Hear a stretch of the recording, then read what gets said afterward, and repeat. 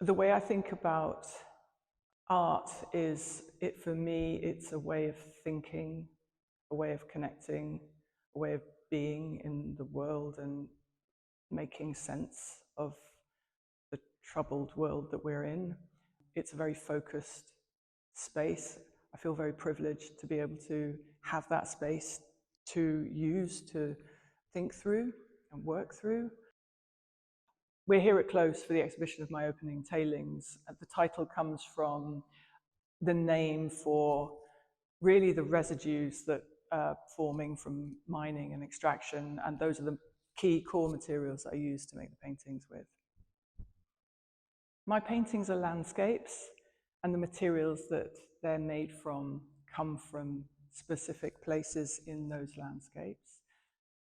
And I go to those places, which are always sites where industrial scale mining, quarrying, excavation, extraction has had an impact. The materials are the residue, the afterlife of that impact, the waste leaking out of those scars that extraction has caused in the land. And my paintings are really a kind of way to reflect on how we are living on this planet. I take those leftover polluting industrial residues as materials to work with in my studio. They become loaded with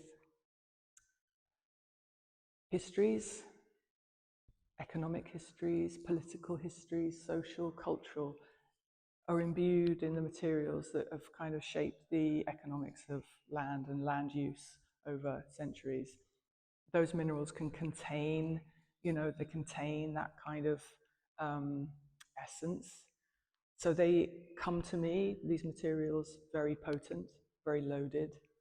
And then that's where I start to unpack them in the studio. The paintings are a kind of process of unpacking that language. So there's sort of a collaboration between myself as a handling the materials and the materials themselves, kind of dealing with what they can sort of give, what they can, how they can express themselves. And they're all very different, and they all have different personalities. And some of those personalities are quite unwieldy and wild, yeah. They're raw people in the studio. The titles of my paintings are coordinates, and the coordinates relate back to the site in the land where the material to make the painting came from. I also sometimes use a word as a kind of additional title, and that might be something that's significant in that very specific landscape. But the coordinates are a kind of guide to finding the exact spot in the land where the material for the painting comes from. I think the paintings are part of a very long process, and they're not necessarily the most important part of that process. So their beauty, or their serenity as you describe it, is somewhat incidental. It comes from the materials that they're made from.